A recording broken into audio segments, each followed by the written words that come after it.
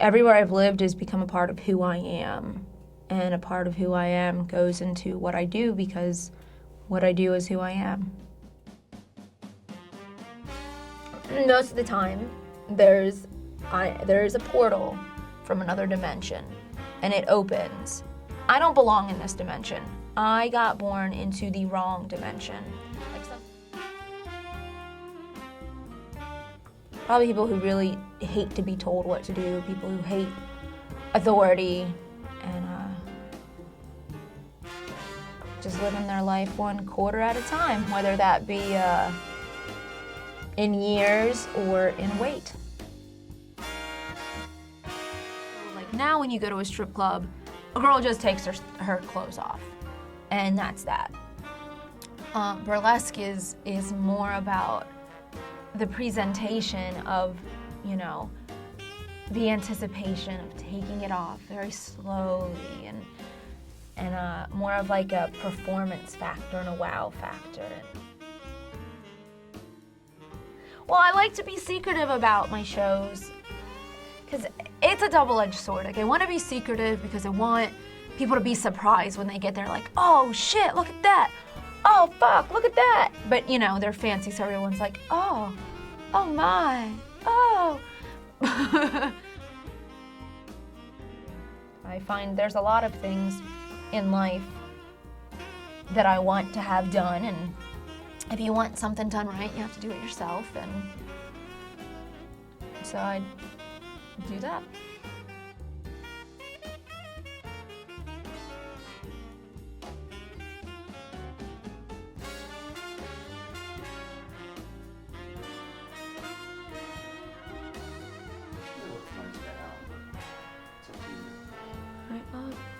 All right, is it rolling so I can see it both? Yeah. Up.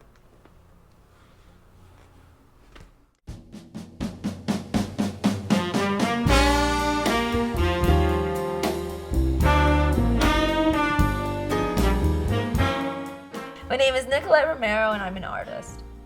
I'm a designer and I'm a producer. About a year ago, I was still kind of looking for scholarship money to go back to school for science, and I don't remember exactly what happened. I had met someone who actually works with screen printing and found out that while it's hard to keep a clothing brand afloat and relevant, it's not all that hard to start one. So I borrowed a little bit of money from one of my friends, and I got the first run of Quarter Life stuff. And Quarter Life Crisis is my streetwear line. Then in January I had kind of like the soft launch and had, you know, friends come to a party in a hotel. And then there was a girl there who was a girlfriend of one of my other friends, and she was about to start working with this art thing called Raw Artists, and asked me if I wanted to be a part of it with, like, you know, either the jewelry I make or my fashion, you know, and that I should apply to get to be a part of it. So I did, and so in about 2 months to come up with a whole collection. So I went to New York and got fabrics, and I ordered some fabrics online that I worked with an intern and custom made, and I had my fashion show. From the fashion show, the woman who owned the nightclub saw my fashion show and had said that, you know, that was the best fashion show she'd ever seen. She couldn't take her eyes off of it. And I'd spoke with her about how, you know, I kind of wanted to get into burlesque because performing is kind of why I started dancing and why I kept dancing as long as I did. And I really like the art form of traditional stripping role. And I love glamour, I love over the top, and she was like, well, let's have a meeting, and we shared the same vision for a burlesque cabaret. And so then I went from, you know, having the fashion show be pretty successful to starting to do this cabaret, and then the cabaret was in August, and then it was such a success, and it was a lot more. I think people slept on me. People didn't expect it. People didn't expect it from me, and they should have realized, but now people realize. And they said that they want a couple more, and I guess that's kind of where I am right now.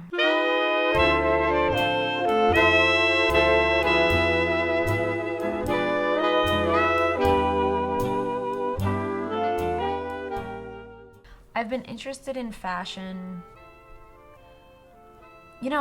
I remember when I was younger, like 15, 16, and it wasn't fashion because where I'm from is such a small town that to me, fashion was just what the popular girls wore, like Calvin Klein and all that stuff, and I just hated it. So to me, fashion started out as a way to rebel because I hated everyone around me, and I didn't want to be like them, I didn't want to act like them, I didn't want to look like them, so fashion started out as a rebellion.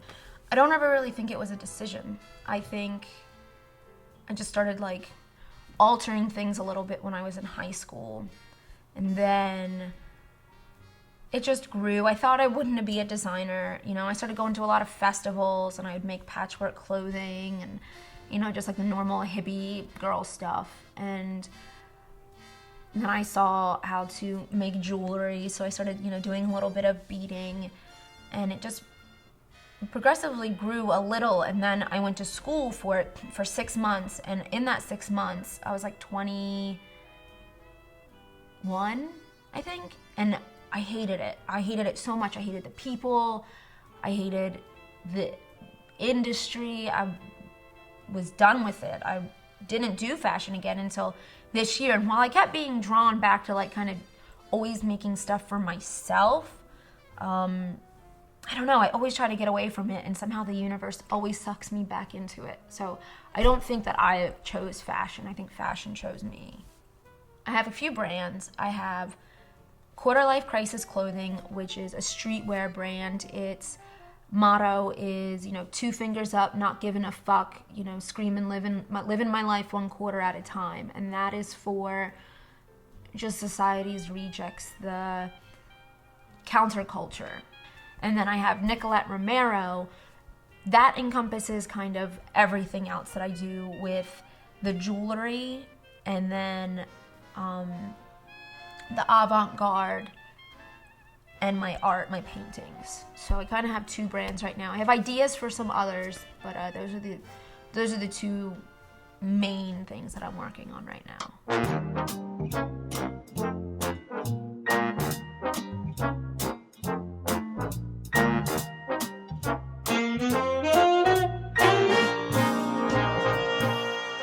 So Leah saw my fashion show and thought it was great. She liked how I produced it, how I put the music with different looks, and I think she kind of saw that I have vision in a production. So I had spoken with her, and I was bringing it up because I just wanted to do something small. So I was gonna call it Boobs and Blues, and it was gonna be a one-time thing. I wanted to have it just like some random bar. I wanted to have a live blues band, play with girls doing burlesque, and then when I was telling her, she was saying that they've been wanting to have something burlesque there for a while, but they just haven't been able to find anybody who kind of shared the same vision, because Cavo is a beautiful nightclub, and it's so upscale and so just, it's amazing. It is one of a kind in the city. And, she didn't want to lose any of that integrity in her club, and, I'm kind of a stickler for how I like things, so she thought, well, let's try it. Let's do one. Let's see what happens. And she just gave me a chance. So I put an ad on Craigslist, and a couple people responded. Again, I was a no name. Nobody knew who I was, so I didn't exactly have people beating down the door. But one little shining star did stand out. Her name is Candylicious. And her audition was horrible.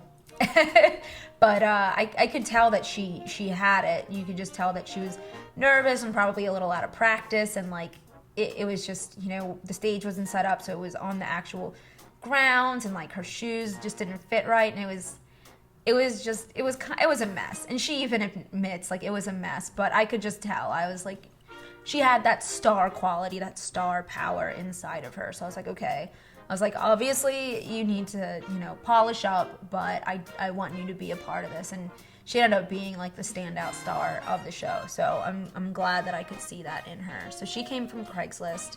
Obviously, I can't have a show with just 2 girls, and I didn't want to start digging. I didn't want to scrape the bottom of the barrel of people. I wanted the best. I wanted the best of the best that I could possibly get with the budget that I had and the time frame. So I started to look online at, I Googled burlesque performers Pittsburgh, and I watched a lot of girls, but then there was this one girl who stood out, and her name was Lita DeVargas, and she could just shimmy and shake, and I thought she was really good. So I sent her a message on Facebook and was like, hey, I'm producing this show at this nightclub. I'd love it if, you would want to be a part of it. Come down to the club and talk to me. And, we hit it off, and she wanted to be a part of it. And I got really lucky with that. And then showtime got a little bit closer, and I was still looking for girls. So I was at another one of the Raw events, and my friend Katie knew that I was doing this, and she knew another girl named Nikki, who is also a designer and very creative.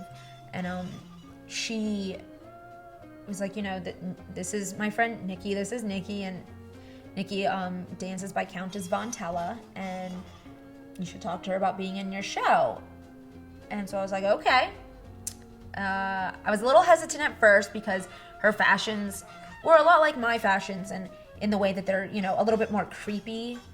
I wasn't sure, but then she showed me, some pictures of some of her burlesque performances, and they were very beautiful. So I was like, you know what? I think I do want her, and she didn't disappoint. I'm very happy with the crew of girls that I have assembled.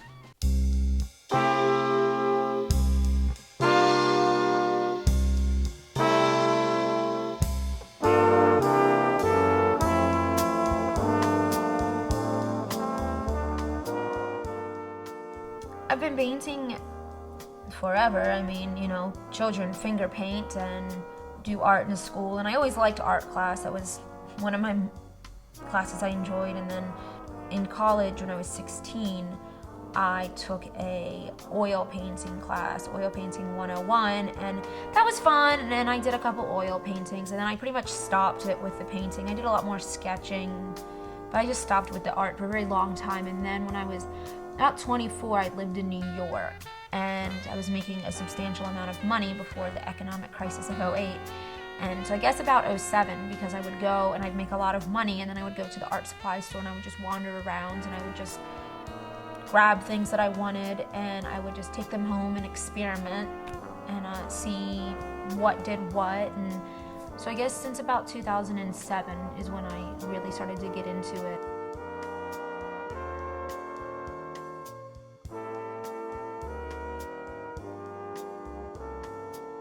Besides the restaurants, I have also worked as an exotic dancer for many, many years.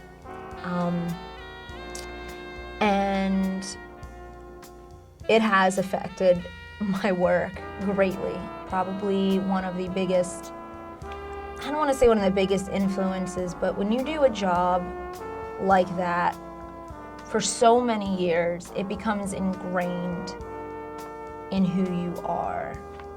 And that side of things and the real side of things, it's like a fantasy world. It's so removed from reality that it conflicts with the kind of the person who I really am deep down inside. So it's definitely conflict. Internal conflict is probably internal conflict, love, and pain are 3 main reasons for art. So therefore, yeah, it's definitely influenced my works.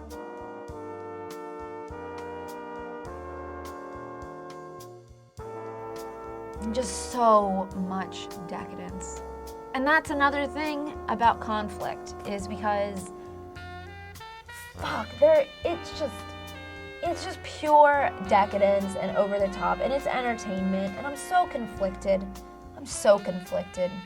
Part of me wants to take a vow of poverty and just help the world and these internal struggles are so much. Like, part of me just wants to just solely to, go back to school and study science and make the world better. And then I do these damn cabarets and they're just nothing but rhinestones and ostrich feathers and glitz and glamour and champagne and fine foods, and it's so decadent and it's so amazing, and yet I just cringe inside because there's so many other things that need to happen in the world with all that money and time, and I don't know, I love it and I hate it. The hottest piece right now that I've done is called The Land of Milk and Honey, and it's a mixed medium piece. It is basically a commentary on just how I feel with the whole sex sells thing and growing up in a very, Christian upbringing that I don't necessarily believe in anymore. But when you have something drilled into your head for so long, even if you don't necessarily believe it anymore, it's still ingrained in the person that you are. And it, like I said before, that confliction, inner conflict, and that's what inspired that. And I'd say I'm just most proud of it because I really like the way it works, but the way it looks, but everybody who sees it tries to buy it, and it's not yet for sale because I want more people to see it before it's for sale. Yeah, I have done hosting work. I'd like to do more of it. I'd prefer, right now, if the chairs were switched, I'd prefer to ask the questions than answer the questions. Most recently, I did the zombie pinup pageant at Cavo, and it was fun. It was a lot of fun. It was exactly as it sounds. It was a zombie pageant with a pinup twist, and the girls each did like a silly talent, and it was cool. It was cool. It was fun.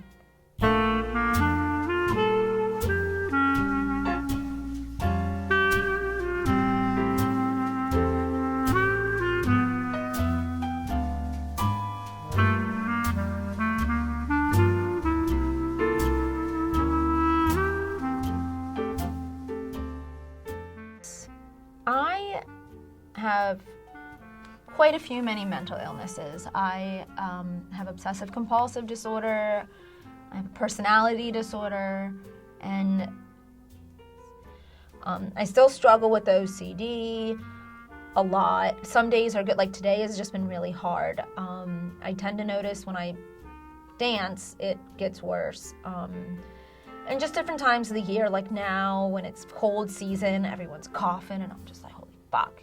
And summer times are best for me. Cities are harder because they're gross.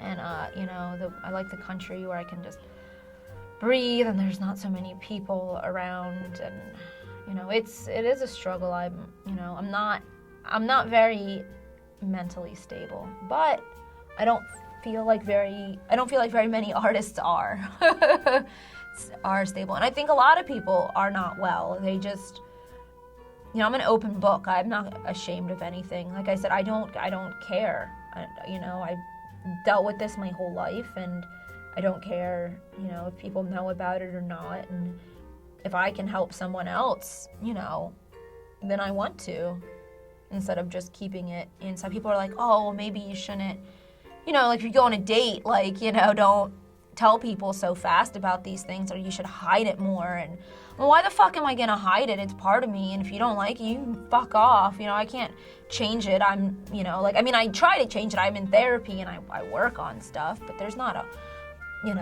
whole hell lot of that I can do, and I'm not gonna even if I could change it, I'm not gonna change it just for somebody fucking else. It's for myself to be happy. So if I'm having one of the hard days and I drop something on the ground and I have to leave it there, and people misconstrue a lot of the OCD as being stuck up, and that's not it. Like, I don't want to be this way. I don't want to be sick in my brains. I don't want to think the same things over and over and over again on a fucking loop.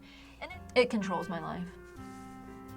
It doesn't just play a role. It's kind of like my God that I hate. It's omnipresent. It sucks.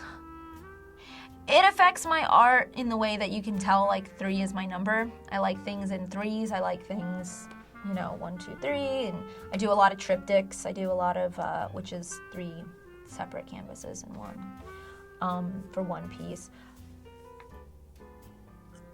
It's not so much of, it doesn't come out as so much in, like, the OCD, the obsessive compulsive disorder, doesn't come out so much in the art as much as the emotional disorders come out. Those come out, and I don't, being conflicted, but I think it doesn't show as much, but it definitely, like, it's very therapeutic for me to just sit and just paint, and it's kind of like, I don't have to think. When I do art, rarely do I think, and it's one of the few times when my brain is like a fucking supercomputer. It just is always like constantly. I'm always like, oh, it's a pain in the ass. But when I'm painting, I don't think.